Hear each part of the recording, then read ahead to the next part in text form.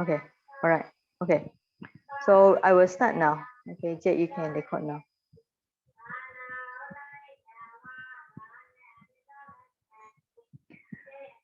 Okay, basically, this is a topic I would say not for everybody because it's for those who already practice some Vipassana and want to know more about the how to progress in Vipassana.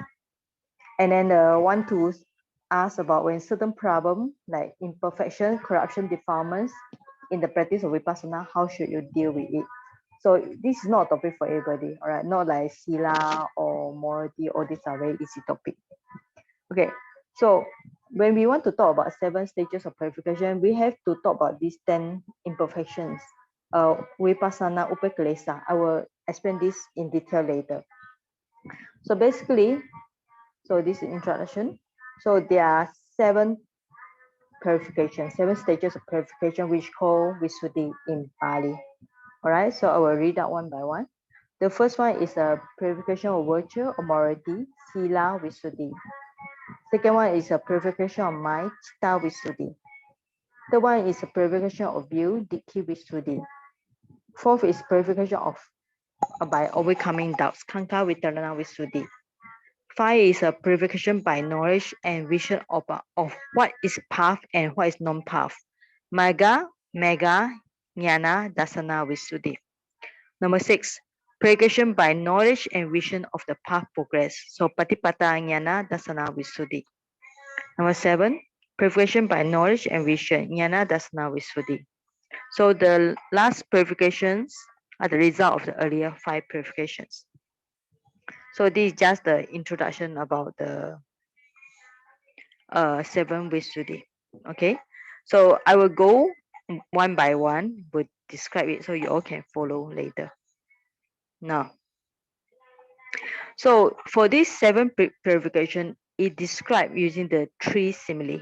All right, so just like a tree, no matter how big is a tree, how strong is a tree, whether it got leaf or fruits or anything, it need to depends on the roots. The roots is the most important one. So for this 7 purification, the first earlier 2, purification of virtue or morality, Sila Visuddhi, is the main one. Another one is purification of mind, Chitta Visuddhi. So without these 2, there's no way one can develop further in Vipassana practice or to develop the above to develop the above 7 above 5 Visuddhi. So this means that somebody have to practice the number 1, the root. There's a purification virtue, the virtue of morality, Sila Visuddhi. And second one is the purification of mind, Chitta Visuddhi. So these 2 are the, I would say, most important because it described as a root for these 7 Visuddhi purification. All right, so this one you have to remember. The first 2 are most important. All right, so we also can describe how we can see this 7 Visuddhi in another way. We can divide it into 3 paths. All right, so the first path is called the basic karma, a basic path, which is actually karma and result. All right, because if somebody don't believe in karma, this means that they don't believe doing good and get good result, or they don't believe doing bad will get bad result. They will not want to purify their mind. They don't want to practice meditation. That's why the basic path is karma and result. So after one have the basic path confirmed about the Buddha's teaching and belief in the karma, then wants to start the second one. All right, so this is the preliminary path. We call it Pupabhaga. So this path is important because this is the earlier path before the noble path. All right, noble path will appear later, but one has to practice this after one believe in basic karma. Okay, basic believe in basic path, practice the basic path, karma and result. So one to practice the after that preliminary path, and after that the noble path. So why we call preliminary? Because it's just the forerunner before the noble path will appear. Okay, so you have the number 1, All right. So like just now, so here is a purification of virtue or morality, sila visuddhi, and purification of mind, chitta visuddhi. So I'll repeat many times so you all get to know this as well. Number 3 is purification of will, ditti visuddhi. Number 4 is purification by overcoming doubts, kanka vitarana visuddhi. Number 5 is purification by knowledge and vision of what is path and what is non-path, magga magga jnana dasana visuddhi. And the 6, which you can see is quite similar with the word knowledge and vision, right? But this is purification by knowledge and vision of the path, all right? So you can drop the word progress if you want, so of the path. So here at this stage is trying to determine what is path and what is non-path. But at the number 6 is already know what is the path. So number 7 is actually about magga phala, which is enlightenment stage. So that's why it's called noble path here. Because at this stage, the enlightenment happens. So you call it purification by knowledge and vision. Jnana is a knowledge, dasana is a vision, visuddhi is a purification. Okay, so I'll go to the next chart.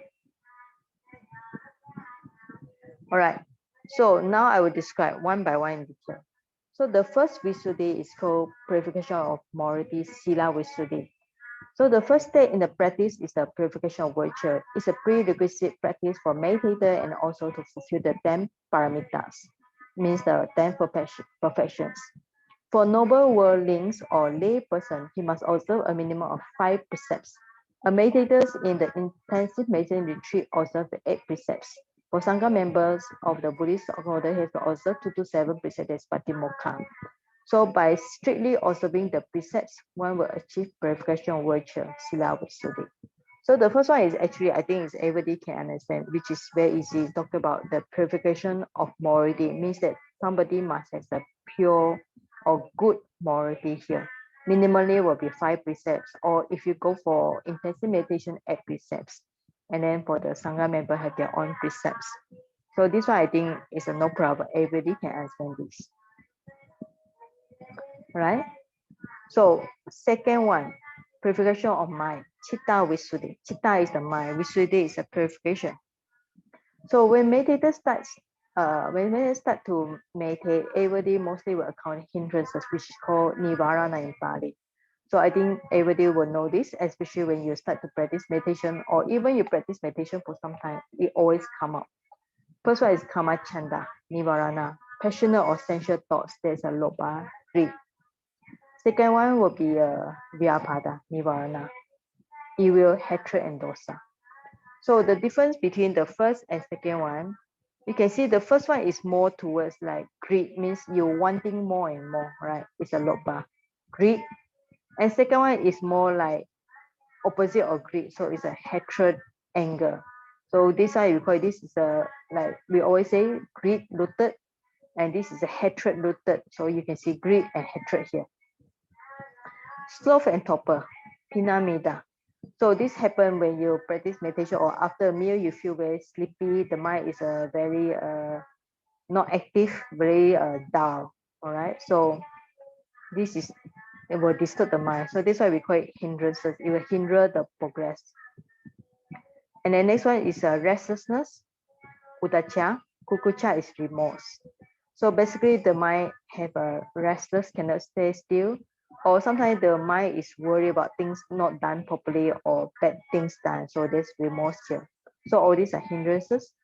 Next one, vichikicha, skeptical doubts, maybe like spiritual doubts or like doubts on triple gem and karma. It's not the normal doubts like whether you want to go turning to this road, or when you drive the car, when turn left, turn right, there's a doubt. But this is more on the religious doubts or spiritual doubts.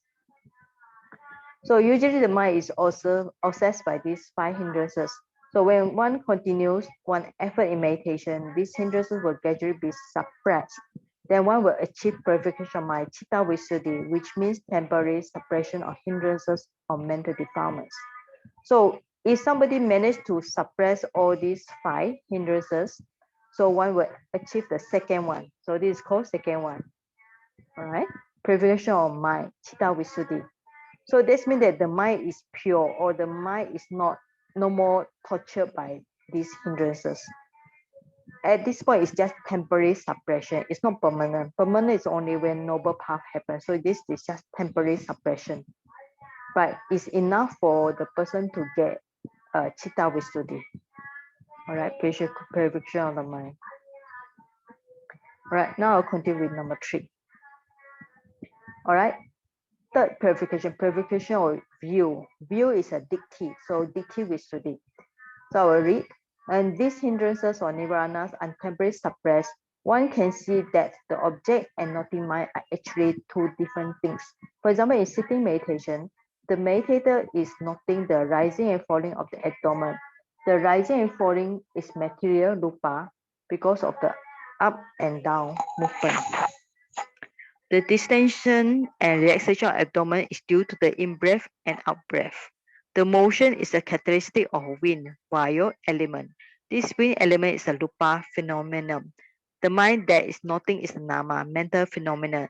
This rupa and nama are the two different things. All right. So basically, when the 5 hindrances are suppressed here, so one need to right to practice meditation. So right, for example, when you are sitting in sitting meditation, you know abdomen rising, falling, or even you know the in breath. So you need to see any motion, even like abdomen rising, falling, up and down, is due to the wind element. All right, and the wind is, we call it the rupa, belong to the body, and the mind that not is belong to nama. So you have to see these two things, nama rupa.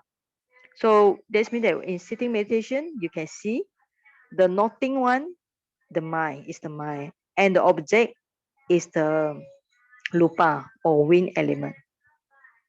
So you have to see these two things as two different things. So one is persistently noting this mind matter, nama rupa, and clearly understand them as two different things. One is convinced that so-called person is just a psychophysical complex or compound of mental and material phenomena. This gives one temporary suspension of the personality or ego belief, sakkaya ditti. This is stage of purification of view, ditti visuddhi.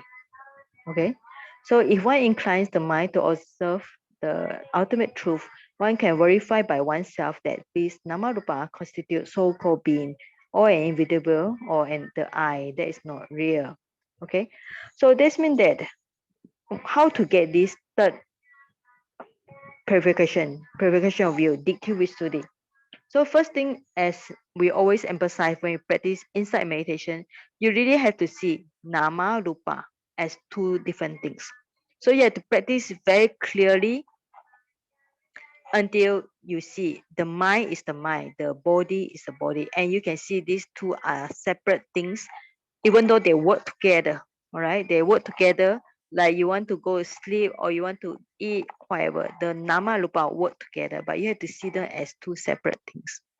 So when you see them very clearly, two separate things, so you have temporary suspension. This means that you temporarily don't cling or don't attach to this personality belief or ego belief. All right. Yeah, I'll show this slide. This means that you have to go beyond this conventional concept panyati, beings, where because you cling to the I and mind. Because you cling to the I and mind, you cannot see the differentiate between the nama and rupa. All right. So instead of just cling to this I and mind or cling to this sentient being, that means that your mind still in a conventional uh, truth. You have to go to ultimate truth, where you have to see the nama very clearly is one thing, the body is one thing. And that's why when you do meditation, like sitting, walking, you have to see these 4 great elements. Like just now we're talking about when you're doing the sitting meditation, you know the abdomen rising, falling. You have to see the wind element very clearly. Then you know the wind element is one thing, and the mind is the one that nothing. So when your mind is more calm and more clear, and your insight is very good, you should see all this feeling as one thing, perception is one thing, mental formation as separate thing. Consciousness as one thing. So if you can break down to this, we call it 5 aggregates. Here is 4 aggregates. 1, 2, 3, 4. Another one is the lupa. So if you break to the 5 aggregates instead of just nama lupa, it will be the best. Okay. So in walking meditation, a meditator is instructed to note in 3 ways. They are left, right, lifting, putting down, or lifting, pushing, and putting down. So if you see your leg as part of the body, it is a earth pathway element. If you are observing the movement of the legs, this motion is a wind wire element. Both elements are gross elements or material rupa element, and the mind noting as left, right, etc. is a mental nama phenomenon. By this way, the meditator can differentiate the material and mental phenomena. All right. So this means that in walking meditation, you have to see also nama and rupa. All right. So if you observe the body, it's a patawi. If you observe the movement, it's a wind. All right. So it's clear. So if you notice the you feel the feet touching the floor is cold. So you are seeing the characteristic of the fire, hot and cold. Similarly, when you are contemplating the Dhammanupassana, that is when you are noting, seeing, hearing, smelling, tasting, touching, and thinking. You can verify the presence of the mind matter. And when you're noting, seeing, you will realize that the sight and the eyes are the rupa, material. And the seeing consciousness that arises or seeing or simply seeing is the nama. So actually seeing is by the mind, not by the eyes. The eyes are just instrument. So the eyes cannot see. It's the mind that sees. All right.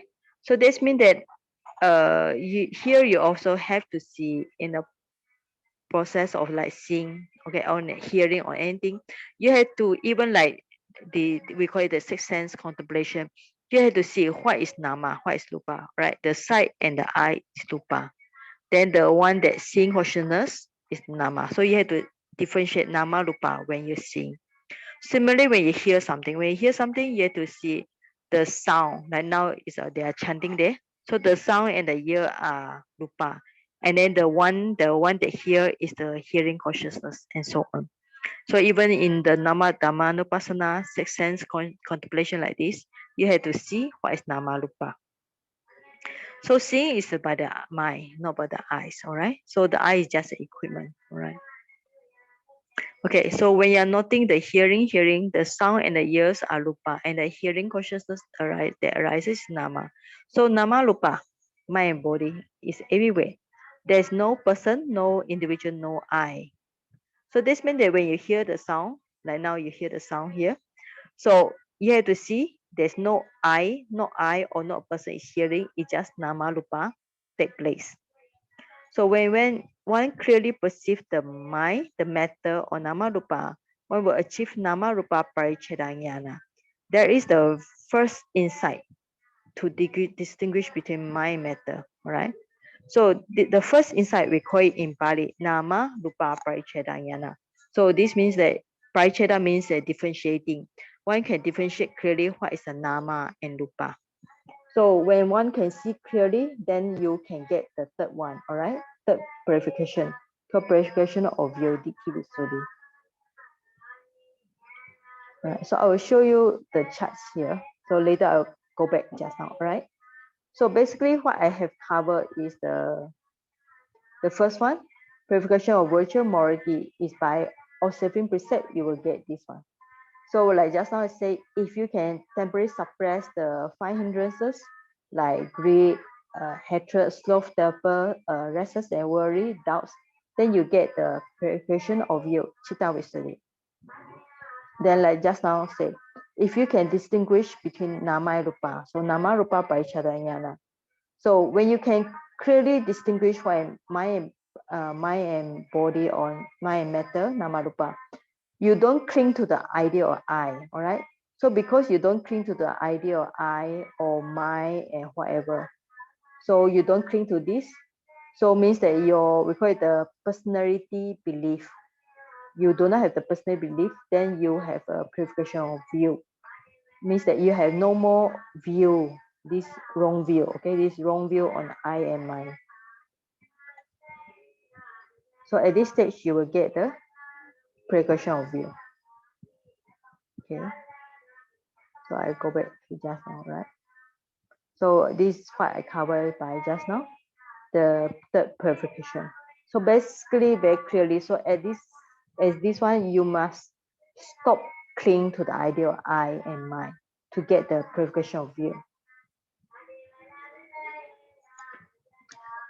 All right. So the fourth is the purification by overcoming doubts. Kanka is doubts. Vitarana is the overcoming. All right, or just can go over the doubts. So this is for those who already quite mature in Vipassana practice. They need to go for this stage. All right, I will read. Then the meditators are advised to observe whenever and wherever possible the intention in any one posture. In any of the posture of the four postures or activities. Four postures means sitting, walking, standing, and lying down. Like when one want to change from sitting to walking, right? So before arising, please note the intention to get up. Noting as intention to get up, intention to get up, then getting up. The meditator will arise, intention to get up is a cause, and the body that is getting out is a result. The body cannot get up by itself. It's just like inanimate object, chair and or table. We are composed of mind and matter. As the mind detects, then the body has to move or act. The intention to act is the cause, and the bodily action later is the result. If one tries to observe whenever and wherever possible the intention and resultant action, then one will convince of the cause effect, or we call it momentary causation. So basically, here is very easy. How to practice it means that whenever you want to do something, you have to note the intention. Like in intensive meditation, you have to be mindful all the times. From the moment you wake up, you have to open your eyes. You have to note the intention want to open the eye, then intention want to get up, then intention want to go toilet, intention want to brush the teeth, intention want to take a shower. So when you note the intention, you can clearly see the intention of the mind. In the mind is the cause, and then the body that will do the corresponding act is the result. So you have to see the cause effect, but this is we call momentary. Why we call it momentary, right? Because it's moment to moment. All right. So we call it momentary. It's moment to moment. So similarly, when one is observing the six sense phenomena like seeing, hearing, smelling, tasting, touching, and thinking. So in seeing, the visual object or the sight seen as well as the eyes are the cause. Seeing consciousness that arises is the result. So here means that even in six sense thing, you have to see what is cause and what effect. The eyes is the cause. Because you have eye, you can see. And because there's object outside, you can see. Right? And then the seeing consciousness that is belong to mind that arises is the result. So when noting hearing, the sound heard and the ears are the cause, while the hearing or hearing consciousness is the result. So also, everywhere you can identify the cause and effect relationship. So this means that here, what we say here is, okay, so even in six sense phenomena, this means that from any time like now you're hearing my sound, you have to try to see what is cause and effect even now. So when you're seeing something now, seeing the slide, you also have to see what is cause and effect. So you have to mind very clearly, trying to see cause and effect every time. All right. Then this is just go through briefly here. There are three modes of cause and effect relationship in Buddhism. The first one is dependent origination or dependent causation. So we call paticca samuppada or paticca samudaya. And this one I think everybody know about karma. So it's also another cause and effect. Means that when you do something good, you enjoy the good result. When you do something bad, you have to face the consequences, bad consequences. So momentary causation is the one that we say kanika. Kanika is means momentary. It means moment to moment. You have to see like even like six sense phenomena, what is cause and effect. Okay, sorry. The momentary causation is what the meditator experience in their meditation. So if one thoroughly convinced of these three modes of cause and effect relationship, then the second insight, Pachaya Parigahanyana, that is distinguishing knowledge between the cause and effect will arise. Then one will overcome various doubts and achieve the fourth purification. Purification by overcoming doubts. Kanka Vitaram Visuddhi. All right, so this is the one that I'm trying to say here. So we already mentioned number 3. So there's this one. And to get number 4, you have to see clearly every time, every moment, what is cause and effect. Pachaya parigahanyana, right? You have to identify cause and effect anytime, everywhere. Then if you can do this, you can overcome the doubts. All right. Now, what kind of doubts? Doubts will be like if you are not Buddhist, you would say, oh, if the God create me. So you have that kind of idea. So after you practice meditation, you know that no God or nobody create me or nobody ask me to do anything. It's only the intention in the mind and then the body follow later. Then you don't have the doubts about whether God exists or not, because the doubts is no more there and you don't believe it, because you can see clearly what happened is only nama lupa and cause and effect taking place. And you don't have doubts, future doubts like thinking, am I alive? And I was I there in the past? What will I happen in the future? Okay, because future will happen as long as there's always the cause. When there's cause in present life, there will be result in the future life. So you will not have doubts about the 3 times past life, present life, and future life, right? And you don't have doubts about the Buddha's teaching, because you can see the Buddha teaching right here, right here. So these are important here. Okay. So okay. Right. So I'll go back to next one. All right. The earlier one. So when one is noting the abdomen rising and falling, the rising has the beginning that is beginning to rise, and the actual rising and finally the end of rising. This condition the abdomen to fall back. There's the beginning of falling, actual falling, and the end of falling. So when one clearly perceives these three phases of phenomena, the anicca nupassana jnana, insight wisdom of impermanence will arise. The meditator realizes that nothing is constant or permanent. Anything that arises stay for a moment and then it must cease.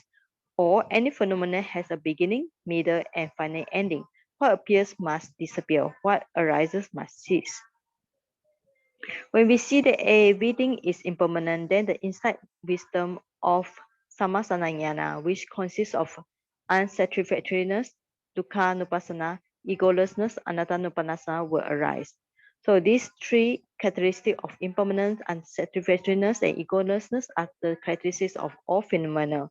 So the samanya lakkhana, or universal characteristic of all phenomena, will arise. So the meditator will obtain the next insight knowledge of comprehension, samasana jnana. Right?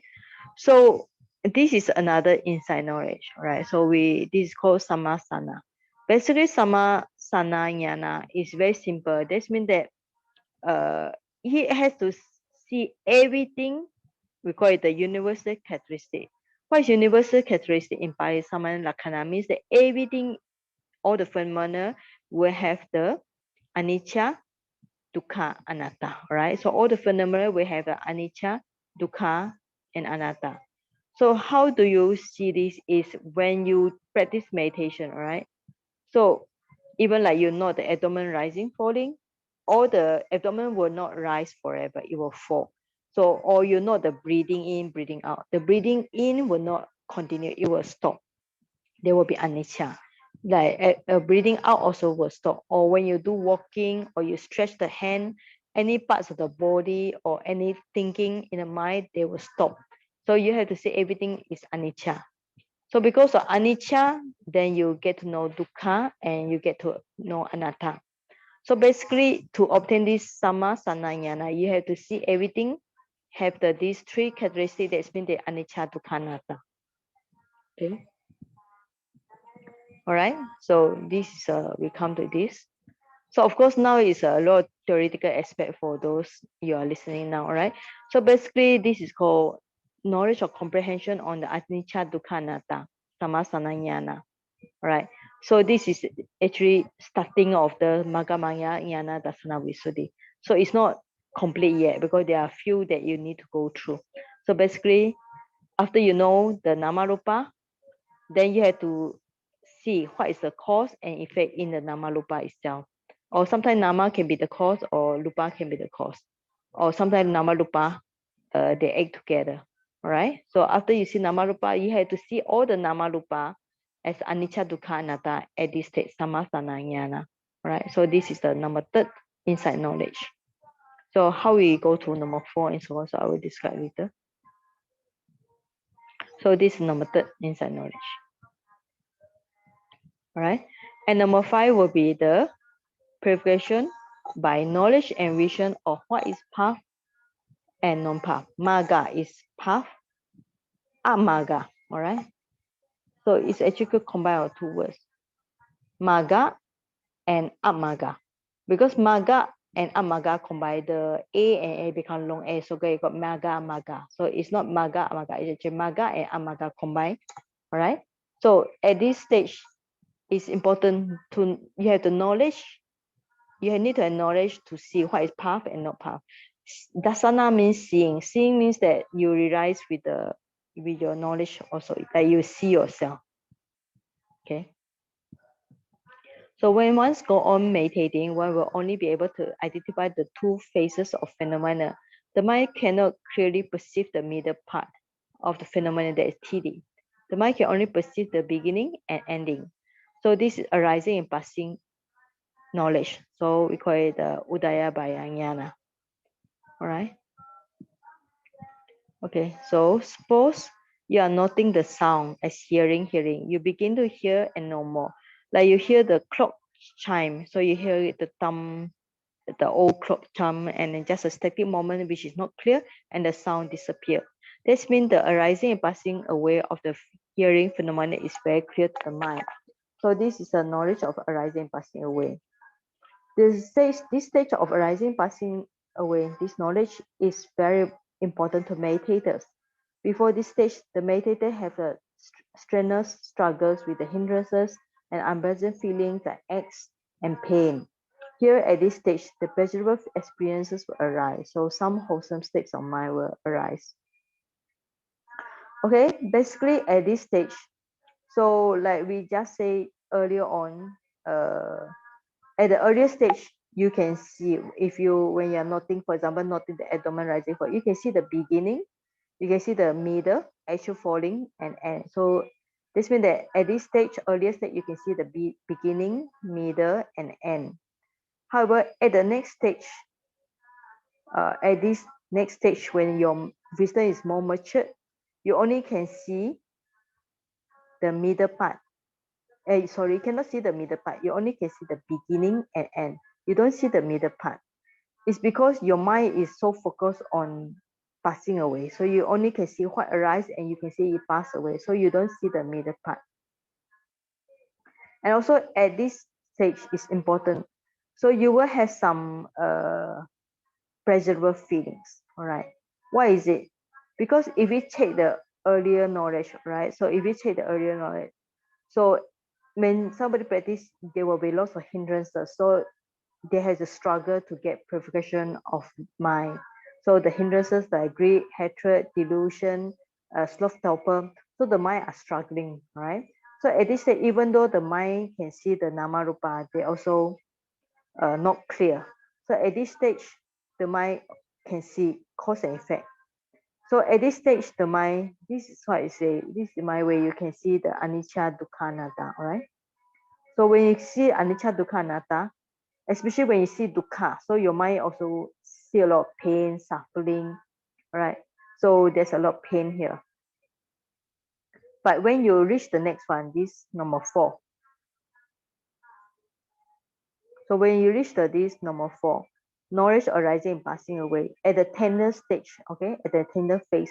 So at this stage, you will see a lot of good feelings. So normally the teacher will know you maybe reach this stage because you are no more struggle with your pain.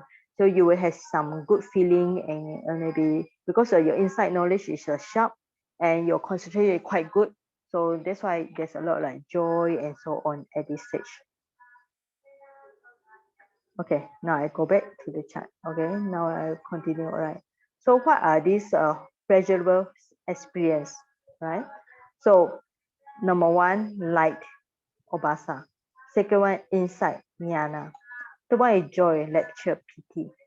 Fourth one is calm, serenity, tranquility, passaddhi. Fifth is the determination, restoration, adhimokkha.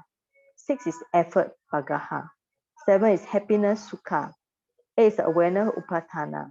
Nine is equanimity, upekkha. And 10 is delight. Okay.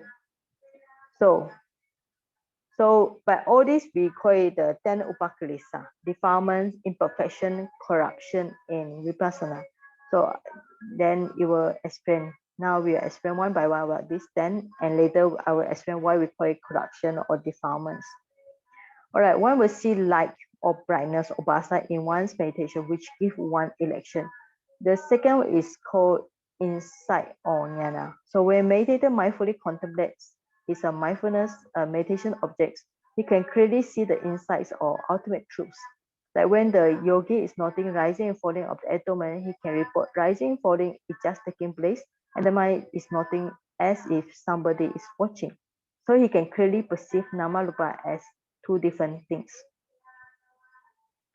So that means that the first good experience that somebody will get is light. Like when you sit down in your meditation, sometimes it's like somebody put a flashlight in front of you. You can see like something, and if your samadhi concentration is very shaky, so the light is like moving around, shaking around, or maybe it's not very bright light. Okay, so this first one. Second good experience is called insight jnana. So like for example, previously you cannot see differentiate between namarupa, but later when you can see very clearly, you can see like abdomen rising falling, the lupa is one thing, and the mind is happen as another thing. It's just like somebody watching. So when you can see the idea, or when you can have the idea of somebody watching, this means that you don't really cling to the idea like I am watching, but you notice it's like another person, a third person watching, but actually it's not the person. It's just how you describe. Actually, what you see is just namarupa. Right? So as in the Satipatthana Sutta, a yogi is said to have mindfulness, sati, and clear comprehension, sampajanya, when noting the object. So you need to have a sati and sampajanya. The mindfulness and clear comprehension of the object is so vivid that one gets full satisfaction of the noting. So the result is one at ease, comfortable and without pain and hardship. So this insight jnana is become so vivid and clear, thus bring joy and lecture to the person. So when this means that at this stage, so at this knowledge, so because you can get light, you can see the knowledge, you can have the knowledge like namarupa. So your mindfulness is good, your clear comprehension is good, then you get joy. All right, this is number 3. Okay, so what I described is a 1, 2, 3 here. So this number 3, joy. Okay, so I read. All right, that is the third pleasurable mental state, piti or joy. So the Pali word piti has many different translations, like happiness, peacefully. But actually meaning, as recorded in Abhidhamma, is delightful interest in the object. So what is piti? Piti means that you are interested in the object, delightful interest in the object. So the reason is when one clearly sees the truth of face to face with ultimate truth, one becomes elated and emotional great. So when you see like namarupa or you see the cause and effect clearly, so you are very interested in meditation. So your mind is very bright. It's at this stage certainly there's no sleepiness and so on. Okay, I will read. So I will explain the next kind of like good experience. When the piti subsides or weakens, the mind becomes calm and serene, and tranquility passaddhi happens. So after that, the meditator will enjoy sukha, happiness, peacefulness. Sukha means comfort and ease when one meditates. For example, one can sit for hours without feeling exhaustion or discomfort. The mind is always alert and taking interest in the object because one is seeing the truth. In fact, one is enjoying his meditation and never feel bored. The mind is not influenced by sloth and torpor, but always keen and delighted in his meditation. This is state of sukha. Okay, so here is described. You have pasadi, tranquility, and sukha. So sukha is a happiness. So you can sit down for a long, long time. So at this stage, you really enjoy meditation. You don't complain the meditation boring because it's so nice. You can just sit for hours. So I will read. After the sukha, mental state is the adimokha, determination or restoration. So one is convinced by the truth and the benefits. One is getting from meditational effort. Then in his mind, there will be an automatic restoration or determination to continue his meditation or to make one effort to reach his determination and gain his aspiration. All right. So when you have so much good experience, so of course your mind really want to determine to reach nibbana or want to determine to continue to meditate to find out more about the insight. So the next mental state is Pagaha Effort. So as one makes restoration and determination to meditate, one makes secondary effort. The example given here is the second win in the sports events. In a marathon or long distance running, the athlete starts by running at a regular control speed, which means with a regular strive and regular effort. The reason is not to exhaust themselves before reaching their destination. However, when they see the goal destination place, they make second effort to gain first position. This second effort is called second win in the sports terminology. Because of one situation in meditation, one makes restoration to exert more effort. So this means that in a meditation, when you have so much great experience, you also want to strive hard to get your goal. Right? So this Pagaha effort will lead to Upatana awareness. In every noting, the awareness becomes so clear, vivid, clear, easy, and comfortable. For example, in the Buddha's time in ancient India, people used bullock cart for traveling. If the bullocks of the same strength, age, and build were drawing the cart, the driver needed no extra effort. He just held on the reins and sat down comfortably as if the two animals were carrying the carts by their own efforts. So, or by driving a car on a good, smooth road and without any traffic, you don't need to make any effort, just sit back, relax, and enjoy yourselves. So, everything you know is so vivid and effort is so comfortable and easy. This awareness of patana is very clear and convincing. So, this means at this stage, you clearly can see your meditation object or clearly see namarupa or cause and effect. So you don't need to make any extra effort. It's just so comfortable. And then it leads to next one. So then this awareness will lead to one to the equanimity or upeka. This stage of insight is equanimity to all formation, which is called Sankara Upeka Jnana or Sankarupeka Jnana. Sankara is a formation, Upeka is a equanimity. Usually good experience happen at this stage. Even the bad and pleasant experience like hot weather or disturbance by insights, one can face them without mental disturbance. So this is very important stage. All right. Because this is very important in a Vipassana practice. One have to reach this state when you really get equanimity. This means that when you sit down, even though like mosquito bite you or insect crawling on you, you can feel the insects or you can feel that something is disturbing you, but your mind is not shakeable at all. So your mind is very calm because you can let go. Why you can let go? Because your nothing is so good that you can see everything arising, passing away. All right, because everything arising and passing away, your mind is not disturbed by any bad experience or even good experience, you don't be disturbed. So the last one, okay, so what I described is just now, right? So 1, 2, 3, 4, right? I'm going to describe the last one now, Nikanti. All right, so the last and 10 is Kantia Delight. So when the experience is so vivid, so convincing, so extraordinary, and so comfortably, one get erected and one ego might be inflected. Inflected means that you are mana, okay? You're conceited, or your mind is conceited, right? You have to be careful. One can be led astray by the 9 extraordinary experiences as stated above, and one can think that one has already attained enlightenment. Some people even proclaim they have achieved something. This can hinder their progress on meditation. Here means that because when you get all the 9 good experience, like just now, all the like this one we say here. So when you get all this like light, when you see very bright light, when your inside is so good, when you have so much joy, your mind is so much calm, tranquility, and you really determined to meditate and you have much effort, your mind is so happy and peaceful, and your awareness is so good, and you have equanimity. Even at this stage, some people might think they have reached enlightenment or they are arahant already. Okay, so that's why we call it somebody were led astray by these 9 extraordinary experiences. So I will read. If one can clearly understand these 10 mental factors, that only Nikandi, the last one, is a real mental defilements.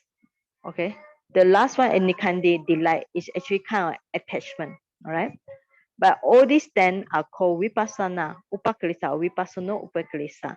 They are defilements during the Vipassana practice or insight meditation. Actually, except the Nikandi, the last one, all right, Nikandi, the last one.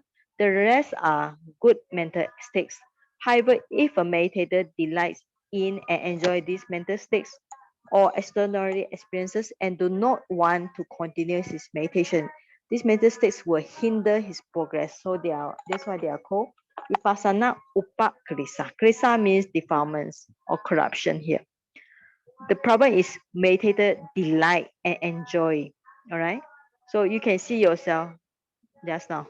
So when somebody sees the light, wow, somebody will enjoy the light. Somebody, the insight is so good. There's joy, there's tranquility, there's much more determination, effort. There's so much happiness, peacefulness. The awareness is so good, and economy is so good. Somebody just stop there, enjoy this good experience.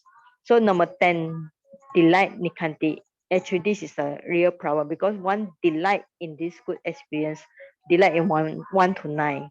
So number 10 is a real mental defilement. But the 1 to 9, this 1 to 9 is a good experience. All these are good experience. But the number 10 is the real mental defilement because it's a just they like it and enjoy. They want to enjoy the experience and do not want to continue. All right. So that's why they are called Vipassana Upakkilesa. All right. Now it's important. Purification by knowledge and vision about what is path and non-path. Maga maga jnana dasana visuddhi. A meditator must clearly understand that enjoying this extraordinary experience is not the correct path. He must understand that whatever good as bad experiences, good or bad objects, his duty is to keep on observing the phenomena happening at the present moment. If he continues noting, he will gain the 5th purification. Purification by knowledge and vision of what is path and what is non-path. Maga maga jnana dasana visuddhi. What is path or right path means a meditator's duty is to keep on noting the phenomena taking place. Enjoy his extraordinary and good experience and thinking that he has achieved some kind of enlightenment, some kind of attainments is what is this is called non-path or wrong path. Okay, so this means that here. So is what is path and non-path means that if somebody just we call it delight, he delight is this in this night, he get delight and he is stop here. He stop his meditation. Why?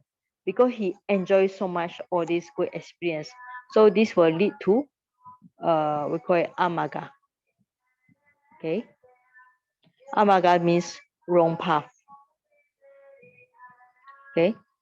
But if he don't stop here, okay. So if he what is right path? Well, what you call maga? Maga means what is a real path or right path. Right path means that he just need to continue his okay. So he just need to continue his nothing. Means that he should not all these even all these light or he just not them or contemplate them. Try to see them arise and passing away. So instead of stop enjoy it. So if he enjoy it, he in the wrong path. If he continue his nothing, so he's on the right path. So that's the duty of meditator.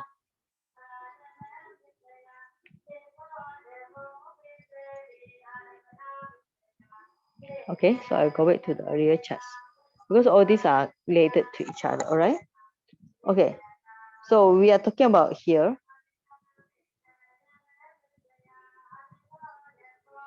So this is like just I say, this is anicca dukkha anatta. So this is a knowledge arising passing away. Tender stage or tender phase means that it's not it's immature.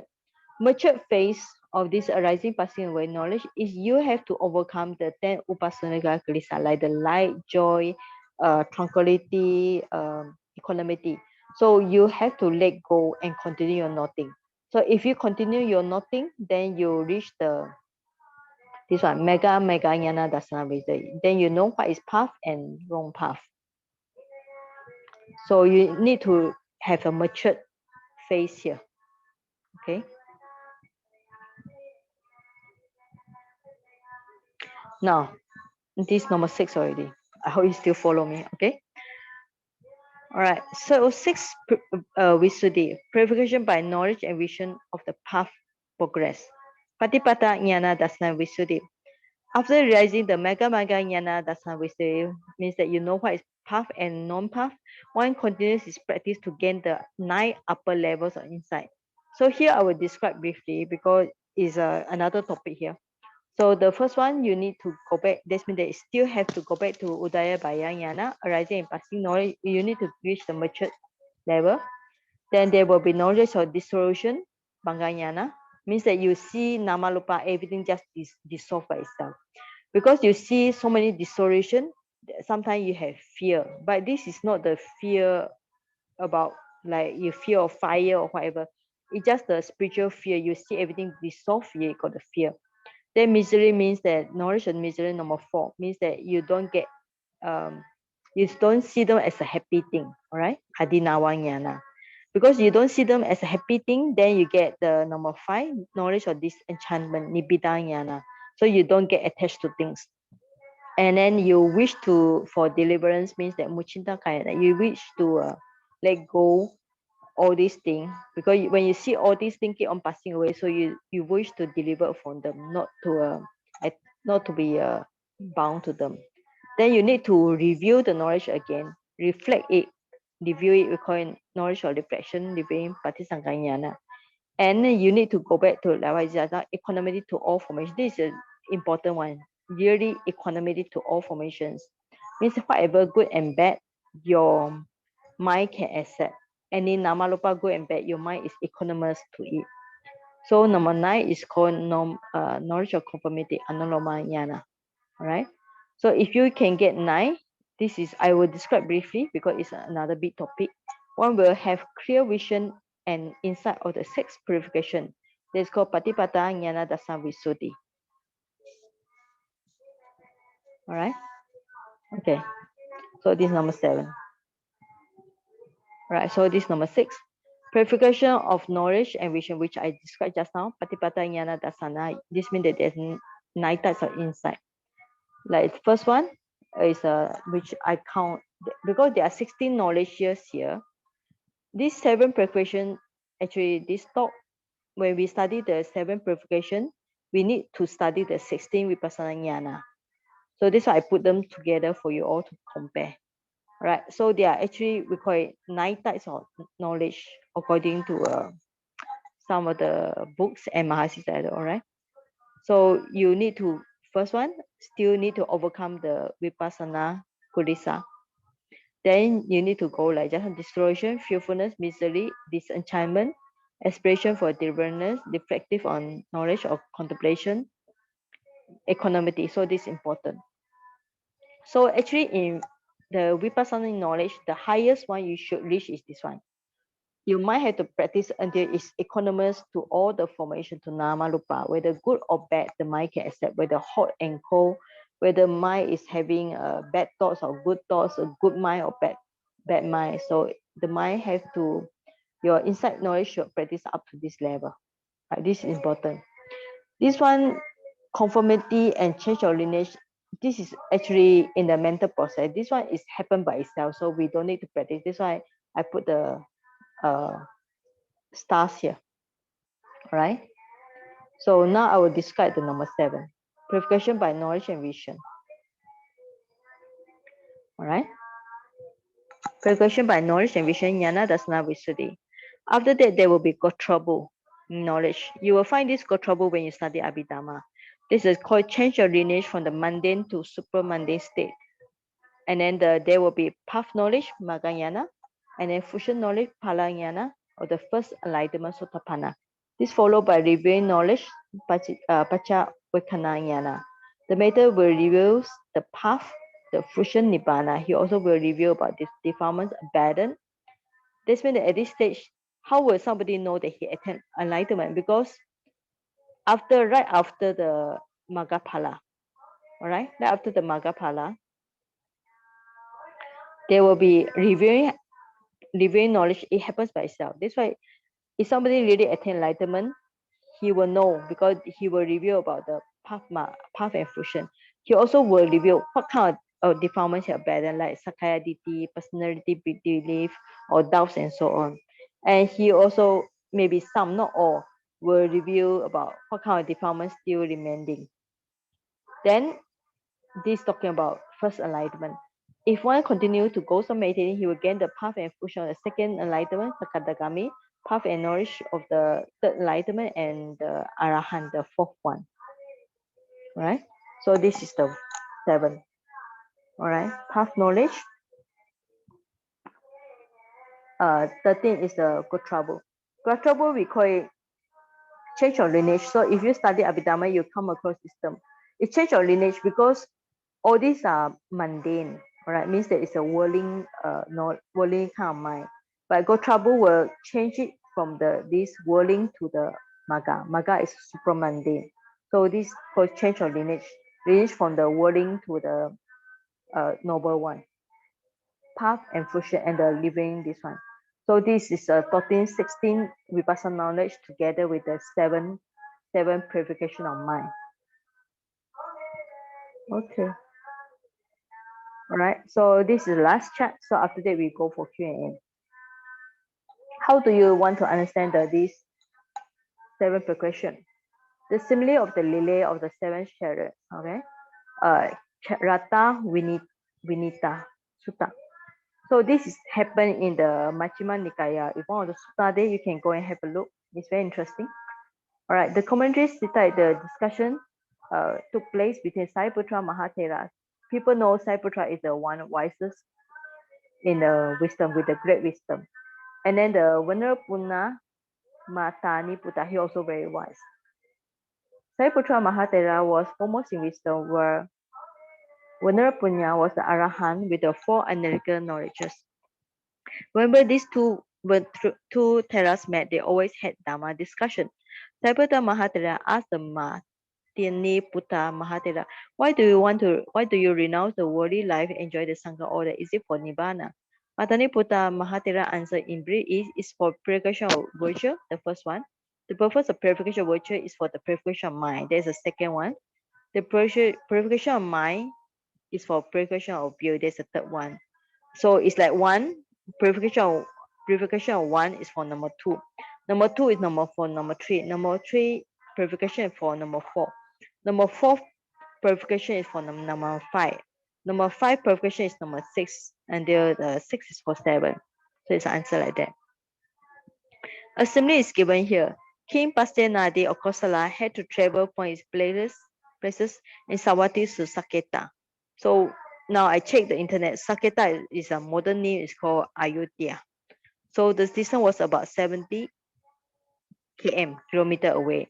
In those days, there were no cars, so the kings had to use stagecoach drawn by the Tara-bred horses. If they use only one stagecoach for the whole stage of journey, then the horses will be exhausted and there will be delay on the way. So the journey was divided into 7 relay stations. From Paris, the king took the first coach. After 10 kilometers at the first stop, the king was changed to the next stagecoach and continued the journey. So this means at each stop, he changed the horses. All right. So at the next stop, the change will change the next stagecoach again and so on. Using this method, the journey will be comfortable and not wasting the time. All right. This means that according to this simile, the simile of the lily of chariot. So this means that when a venerable Sariputra, he discussed with the Puna Matani Buddha. So his answer it will be the first one. When somebody practice the first one, is for the second one. The second one is for the third one. Third one is for fourth one. Fourth one is for the number 7. So it's like stage by stage. Okay. So same also, if you want to get the 7 purification, you have to practice one by one.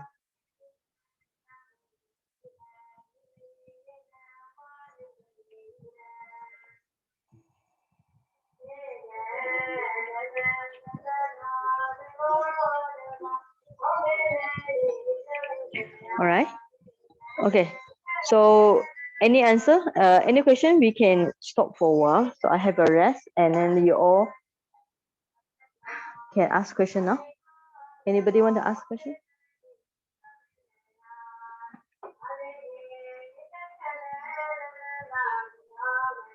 Sally, I want to ask Sally. Can you show me the chart, the blue color chart? No, you have the blue color. Okay. All right. So which chart you want to see? The first one? The blue color one. Okay. Okay. Purification one part. The blue color. Yeah, okay. One. All right. Okay. So it seems the number 2, the purification of the mind. This one is talking about the hindrances, as expressing as hindrances. So this part here, is it advisable to go for samatha concentration? To attain the jhana first, then only come back to number 3. When you practice jhana, you also can temporarily suppress the hindrances. Yeah.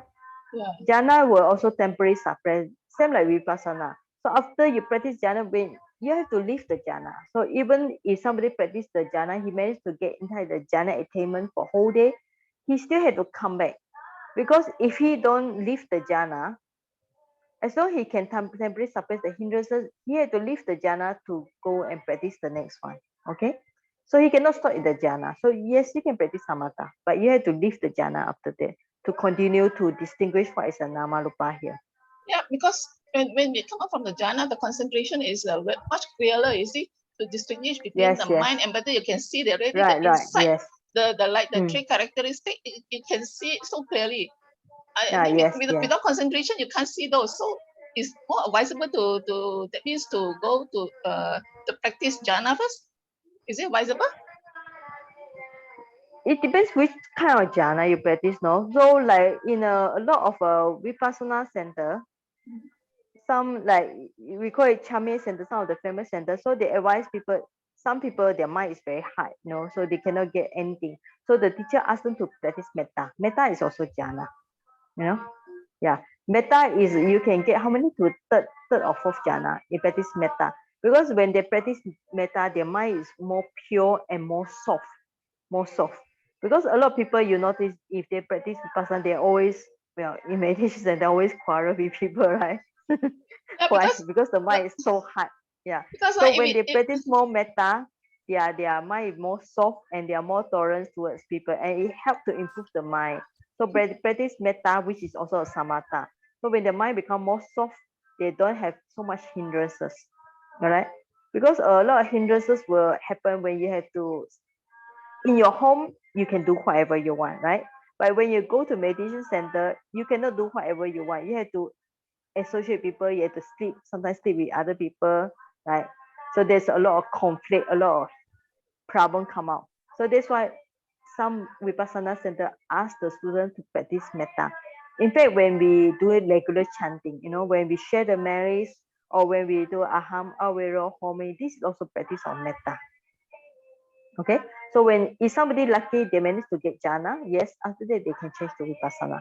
So no need to say purposely I want to gain jhana. The mind, when good concentration, they will gain to jhana. Okay. All right. Do I answer your question, Jet?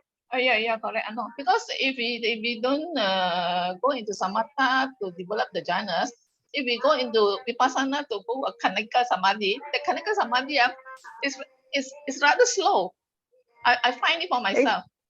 It also depends on individual. Some people, when practicing kanika samadhi, even though they are practicing vipassana, they automatically can go inside very deep concentration. It just happens. you know. So that's why don't really need to say. But if, of course, if you go to a place where they insist you must practice samatha, then you really have to follow the rules there. You just have to practice samatha. Yeah. So in some of the place in Vipassana, they ask people to practice metta, which I think is very good. You know, it improves the relationship with other people. So it's good to practice metta, right? Okay. So any question, Jay? Or anybody want to ask any question? And about the 10, just now we were talking about the 10 corruption. Yes. The 10 yes, corruption. Okay. The key point is those are all good mental state. So the key point is not to get attached to those mental state, to stay with the object. Keep on noting the object. Yes. The key point is that. Right. Yes. Because when you see this one, you see 10 of them, it's look very good, right? Yes. So all of them are so nice.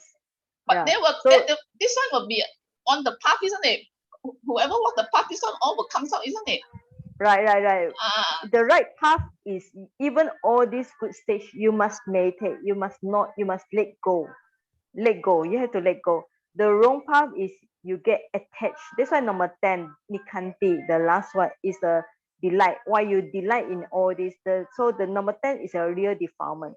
The rest actually, all these are good mental state. Okay? Okay, you can get the point, right? Only the number 10 is a real mental defilement because you delight. Because you delight means that you attach to it. But they are all considered very good one, especially like you see the light, you have the joy, your mind feels so tranquil, and then you have so much determination, you are so happy. Sometimes the word sukha, happiness, but another good translation is the peacefulness, right? So the mind really get attached to it. Some people don't really want to nod because why they don't want to nod? Because they enjoy so much, they just want to sit and continue their delight here. That means they are being carried away by the delight. They forgot their object. The object they forgot already. So at this stage, we call it the udayabaya, the tender knowledge. Tender stage is when the mind is not matured to know what is path and what is wrong path. So at this stage, you will notice that a lot of yogi will call their friend, come meditate. It's so nice.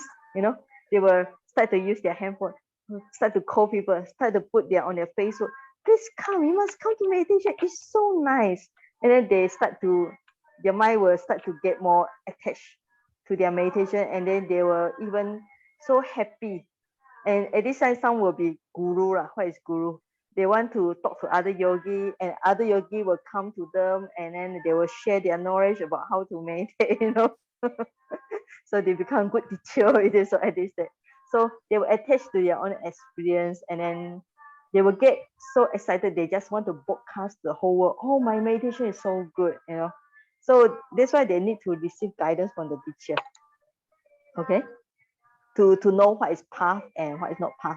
Normally, the teacher always give Dhamma talk. So if they listen to Dhamma talk carefully, they will know what is path and what is not path.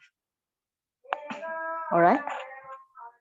Yeah, thank you, Saji. I think I'll let others ask questions. Okay, very cool. Very cool. Are you here? Can you hear me? Yeah. Can you show me your video? So at least I know. Because my line is not stable. Sometimes it's okay, sometimes not okay. Okay. Yes. Yeah, at your home, right? Are you in your home? Yes. Because I always see the tree behind you. So I thought you are always outside the compound, you know? The background. It is outside, yes. It was taken a picture. So I use it as background. Oh, there's the Metallurge, outside Metallurge, is it? No. In front of my house. Oh, okay. So this I was thinking, why you always sit outside? Okay. Yes, do you have a question for me? Yeah. Okay. Just now, the sisters have asked about the jhana already. Okay. The third one, the DT. If it's just differentiating between the nama and the rupa, I think that is not too difficult, right? Because if it's a gross nama rupa, then the two distinction is quite easy. But then it's the clarity of it. For example, in the body, we may not be able to see the four elements yet. It's more of conceptual verbalizing. Yes. Even when we talk about the wind movement, we are not actually saying the wind. We are actually saying using the concept of the movement as the wind. Unlike the hardness, Patavi, you can feel the hardness or softness. So that one is more distinct. But in the case of the wind, it's not so distinct. It's just a movement. So you want to say see nama lupa is easy, is it? Is it you're trying to say? Just nama and rupa, two different items, then it's easier. But go to the ultimate reality is tougher. It requires more focus and more concentration. Yes. So see nama lupa, like when we say you talk with people, okay, you got the body, you got the mind. It's easy. Everybody will understand it.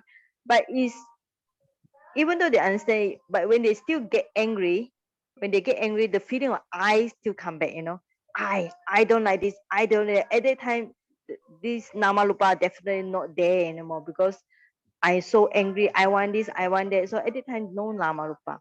So one had to practice, even though this is the beginning stage, one had to practice the nama lupa in the clearly. It's like in the back of the mind, you only see nama lupa. There's no more I concept. So as a very growth stage, because even though it's a beginning stage, this beginning stage is very important. So in the nama lupa, if you can break down what is nama, like the feeling, the perception, and so on, and you can break down the body into 32 parts, or you can break down every time you move the hand, oh, this is the wind. When I speak, this is wind.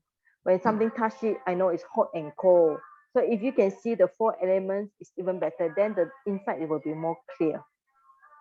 Okay, but as a growth, yes, everybody most of the time, but when they get angry, there's no nama lupa. It's only I, right? Yeah. Okay. So they lost the so-called awareness of it. Right. Because of delusion. Okay. Yeah, actually, we call it the dikti, wrong view about this I. This is also a delusion by itself. That's why it's not easy, because from the time immemorable, we always live with the I. Even the concept, the point a baby would still have the I concept, even though they are just born. Because if you look at the defilements, dikti is actually only eradicated by Arahant. Dikti, Sakaya Dikti is eradicated by Sotapanna. That's why the Sotapanna will never fall to a 4 willful states. Yeah. Sakaya Dikti. Oh, okay. So we are referring to Sakaya Dikti. Yes, Sakaya Dikti. Yeah. Wrong view. Of course, wrong view, we are talking about the wrong view or I. That's Sakaya Dikti. Sakaya Dikti doubts about the Buddha. And then another one is what is it? Silabhata Paramasa. Yeah. The clinging to wrong view. So these are eradicated at the stage of Sotapanna. So that's why Sotapanna, they don't cling to the I. Because of the don't cling to the I, they will not kill people, they will not steal, they will not break the 5 precepts because of the I. All right. That's why they never fight, they never break the 5 precepts. That's why they never go to the 4 apaya, over states. All right. Okay. The other thing I would like to ask is the difference between manasikara and sampajana. Manasikara is wise attempt. Manasikara is making in mind. Making in mind normally is making in mind. It can be, according to Pali, it just means that you put attention or put in the mind. Sampajana is better because sampajana, the root is with the nya or ja. So it's more, sampajana is more to do with wisdom. Okay, manasikala, even like some they say like in the 5 sense door there's manasikala, in the mind door also manasikala, but it's actually according to the root in Pali, there's nothing to do with the wisdom, but sampajana is more towards wisdom. Okay, so we can look at the Pali for the confirmation. Yeah, definitely sampajana is much more. Sampajana is another synonym for wisdom. All right, or what about yoniso manasikara? Yoniso is better. If you put the word yoniso manasikara, yoniso means manasikara is making in mind. Yoniso is with wise attention. So if you have the yoniso manasikara, is better. But yoniso manasikara compared to sampajana, I think is better in terms of wisdom. All right. But this is depend on how we see the text. Like when you say you see somebody feel very sad.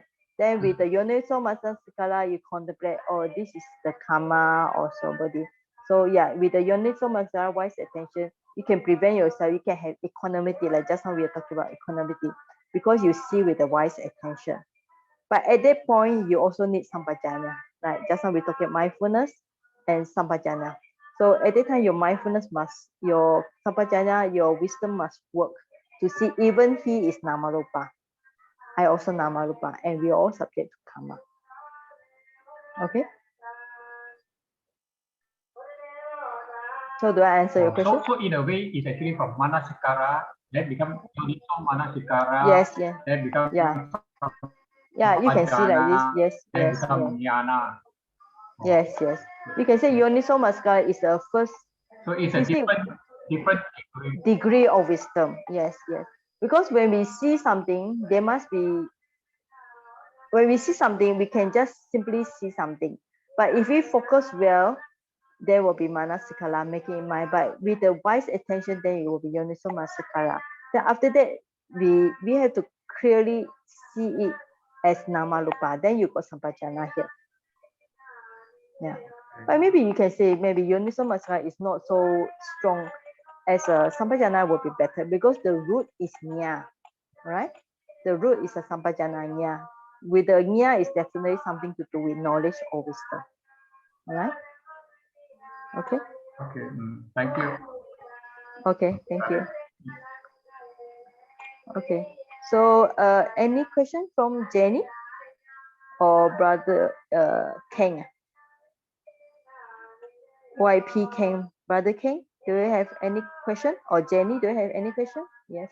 Yes, Aji, thank you very much for all this sharing, and I'm very new, so I have to get to know more. Thank you. Okay, so do you have question, brother King? So far, the 10 Upakilesas there, among the 10, it seems that these 7 enlightened factors are many of the common factors are there. 7 enlightenment? 7 enlightenment factors are like the pity. Oh yeah, right. Joy, yes, effort, yes. Equanimity. Yeah. So yes, so this thing will naturally arise as we develop further into the this yeah. Oh, so you have a good point, yeah. Because of is look 7 enlightenment, some are there, right? Piti, pasadi, and then the upeka is here also. Yeah, effort also. Yeah, that's why people start to confuse, because of this 10 upakilesa, people thought they achieve enlightenment because all this experience is so good. Maybe this confused with like you say the 7 factors of enlightenment. So they thought they achieve enlightenment. Just imagine you sit there, you see the light so bright, and then you feel so joyful. Your mind is so tranquil. You can sit for many hours. Your effort is so effortless, and then your awareness is so good. And then whatever you hear the sound or body pain, your mind is so equanimity to it. Yeah. So that's why we call it defilements, imperfection, corruption. That's the name. Okay. Okay. Thank you. Okay. Yeah, you have a good point here. Thank you, brother, for your sharing. Yeah. Okay. Jenny, do you have a question? Yeah, but my question will be a basic one because I'm also quite just a beginner. Jenny, can you turn on your video so I can see you? Yeah. Oh, hi, Jenny. Yes. Hi. Yeah. Yes. Yes. Because I mean, like just now you all discussed, the Yoniso Manasikara. So this question has been, in my mind. So I'm just trying to understand when you say Yoniso Manasikara, would you be able to give me just an example? What exactly does it mean by that? Okay. All right. So okay, let's see. When you see a flower, do you like flower? Yeah. Flower. When you see the flower, yeah. So you see a flower, normally people will get attached to the flower. It smells nice and then so sweet. So if somebody see the flower and say this is just a lupa, or it's just a material, and this also impermanence, then when you see with the wise attention, Yoniso Manasikara, you will not get attachment, you not get attached to it. And when the flower become filtered and like what you drop down, withered, and so on, you will not get so upset, because flower, the nature is anicca dukkha anatta. So when you get a flower, you see with wise attention. Okay, or maybe simply when your people, your family, sometimes they have to go old, even we have to go old. So before they go old, before we get sick or they get sick, you also have to wise attention, or I am subject to aging, sickness, and death, or maybe one day I will get sick. So if you get sick, you already have the wise attention, then you don't get upset so much. I think another best simile is like Ajahn Chah. You heard about Ajahn Chah, right? Yeah. Okay, Ajahn Chah, they have a cup, you know, he always say, he will see the cup and he see the cup as broken already. So when they see the cup as broken already, so when anything happen with the cup, like the cup broke down or being stolen, whatever, he will not get upset, because he already perceived the cup is broken. So the wise attention is there. So when we have the wise attention, then the wisdom can arise more easily. So it prevents our mind from being upset by good or bad. So that's why people will have always wise attention. It's very easy to build out the equanimity in mind, sankalipanyana, because they see everything just arising, passing away, be subject to anicca dukkha anatta. Okay. So it's more like it's more like we should see things as the ultimate truth rather than the conventional truth, is it? Right. So we should go beyond the concept of I and mine. And we always, first thing, to reach the knowledge clearly, you must see I and mine, this nama rupa, as two things. And you have to see cause and effect. Then this I and mine, you have to go beyond even the body concept. You have to see the four elements and inside the body parts. Even the mind, you have to go beyond the concept of my or my or I'm clever, whatever. You have to see all this feeling, perception, and so on. So this means that whatever you have things, you have to break down to very small parts. So in this way, you don't get attached to the whole group of this I and my. Understand? So in Chinese we call it 如理作意, 如理作意. So this means you see things as they really are. That's the English words. Okay. Okay. Thank you. Okay. Okay. Jay, any question? Or just now the brother Cole is asking one question. All right. So do the 7 precautions go by sequence? All right. Or stage by stage is by loop. Okay. So basically, you try for a beginner, you try to go whole stage, right? So it also depends on. So if for beginners, you of course you go to meditation center or in your room, you practice the first one, precaution, ritual. Then you try to suppress the hindrance, so you get a purification mind. Then you try to see what is nama rupa. Then you get the view. Then you try to overcome the doubts by trying to see cause effect. You try to go through all this if you can.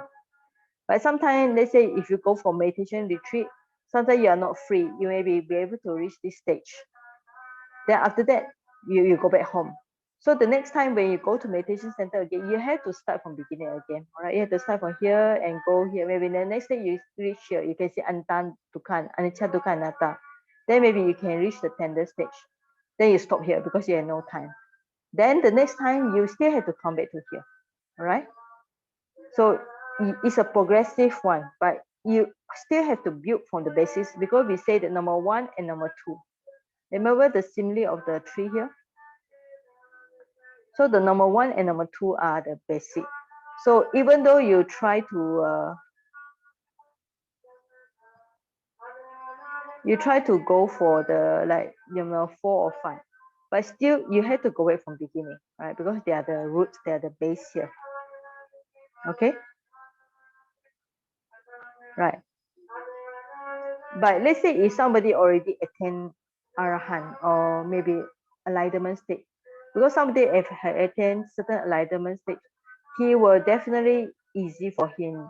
There will be no sila visuddhi. Then maybe he just need to do something to make sure his mind is not tortured. Even like Sotapanna, he will have some concern about family and so on. Okay, then the but he will definitely, the Namarupa is very clear for the Sotapanna. But as a lay person, somebody had to go through all and start from the beginning again as much as can. All right. Okay. So the basic is let me show you the blue color again. Right. This means that somebody had to see the ultimate truth as much as they can instead of just concept about this I and mind. Right. Because for those worldling, all these are very basic nama rupa and the cause and effect between nama rupa and anicca, dukkha, anatta, udabaya. In fact, you can see 1, 2, 3, 4 is the basic. The more you do it, it's very easy to reach the higher knowledges, all right? Higher types of knowledge. So you have to start with this 4 again, polish it again, until you can reach the highest, number 9 types of the knowledge. Okay. So you have to polish the earlier knowledges. Okay, Brother Ko, is it okay?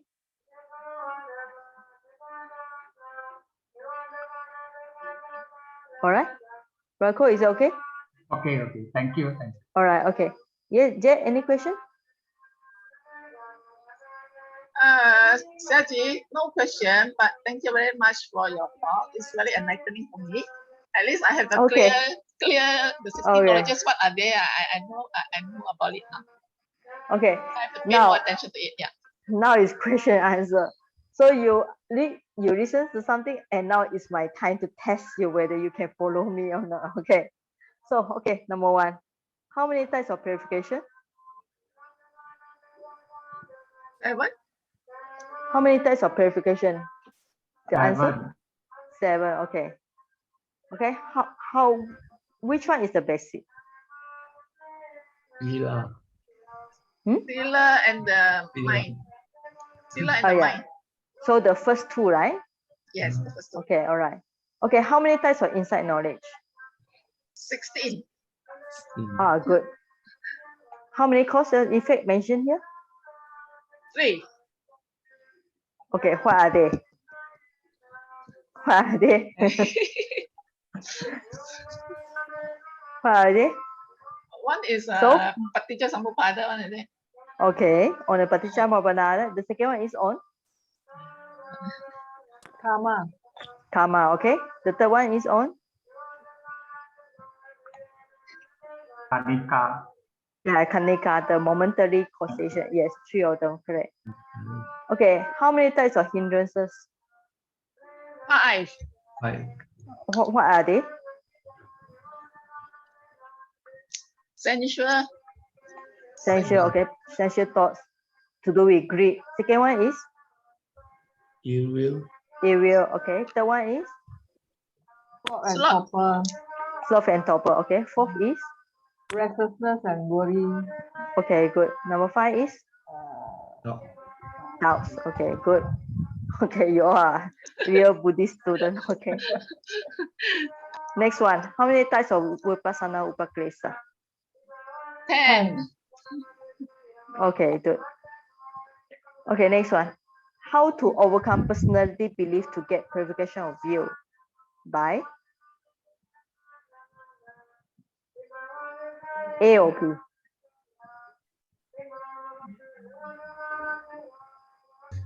B. B? B. B or B? B or A? It's A. A. Right. How about the next question? Cause and effect. Right. Okay. First one, you need to get Namarupa. Second one, you need to know what is cause and effect. All right. Okay. When one still has the 10 Vipassanupakkilesa, so this is called what kind of knowledge of tender? Yeah, because it's still immature, so tender. Right. Good. Okay. All 10 Vipassanupakkilesa are real defilements as they based on greed. Is it correct?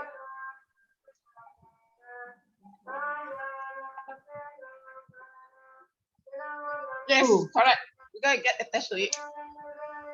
All 10 of them are real defilements. Nine. They are real defilements. Are you sure? Real defilement. Actually, the defilement is not from the 10 Vipassana Upakkilesa. It's actually the attachment towards this 10. Right. So which one is the how many are the real defilement? Okay, this one is false. The answer is false. Right, the answer is false. Right, yes, only the last one. Only the last one, the Kanti, attachment or delight. When they delight, so that is a real defilement. The rest are actually wholesome. So you have to remember the 1 to 9 is a wholesome thing, wholesome mental states. Okay, what is the simile given for the 7th purgation here?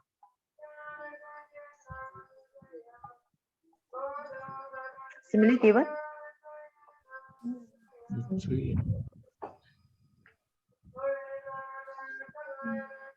The horse station.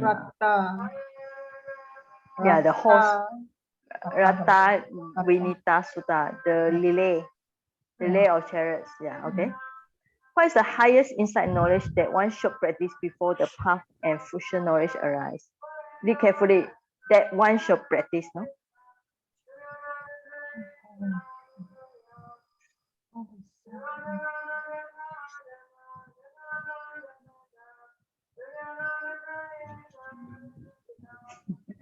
Test the IQ test.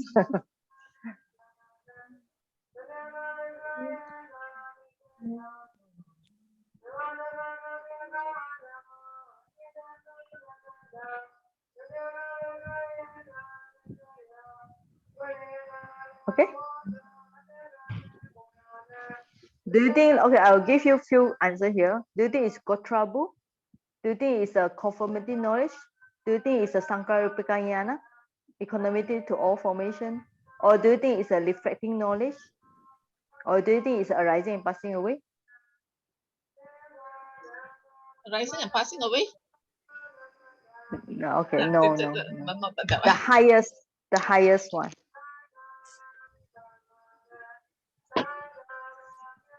It should be equanimity, right? Before. Right, yes, equanimity, right. To all formation, right, Sankaripikanyana. Because after equanimity, there will be conformity and Gotrabu, but these two happen by itself. After the conformity and Gotrabu, then it will be path and fruition knowledge. Okay, the last question. There are 3 paths mentioned here. So what is the basic path?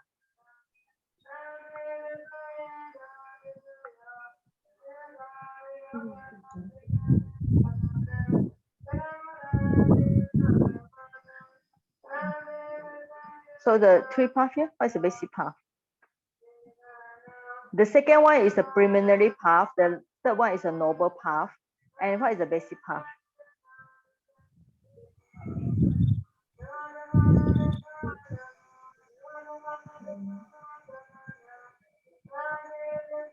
You must believe in, what should you believe before you practice meditation?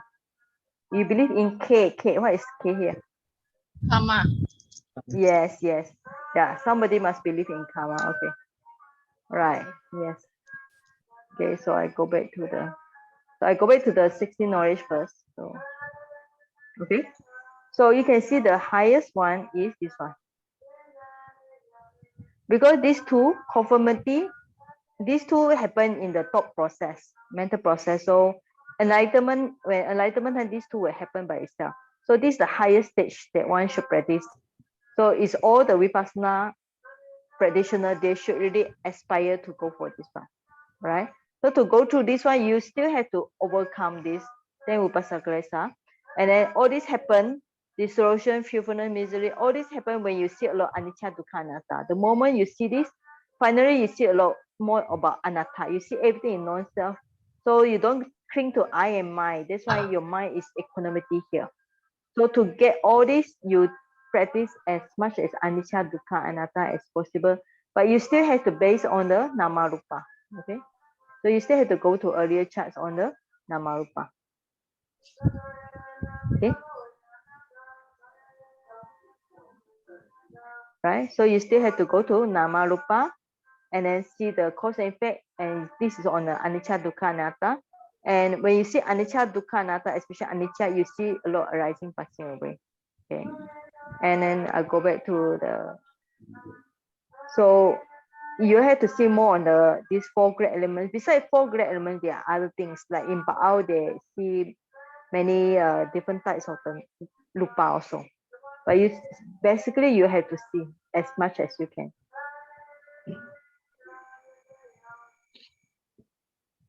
Right? So basic path is karma and result. Because if you don't believe in karma and result, why do you practice meditation? You practice meditation because you believe that by purifying the mind, you will get more wholesome result, and by practice meditation you get nibbana. That's why you practice karma. So this is the basic result, a basic path. Okay, so I will mention that. So you still have to go back to the Sila Visuddhi and Chitta Visuddhi because these are the roots. So the other are just described as the body here. So there are actually 2 stimuli given here. One is the chariot, another one is a tree here. Okay, so I think it's hopefully today's sharing on this is clear for you all. Okay, so if you have any question, you can come back to me later. All right. So Brother Ko, how do you know about this Dhamma talk? So may I know, you go through the Facebook or whatever? Oh, I saw it in your Telegram. Oh, okay, yeah, in my Telegram group. Okay, I think the rest are Jenny, you are in my Anguttara Nikaya, right? Yeah, yeah. Okay. So I think the rest are in my Pali group. Okay. Anyway, it's okay. So just have a check here. Okay, anyway, thanks for listening to me. So I hope you all have quite enlightened about this topic already, right?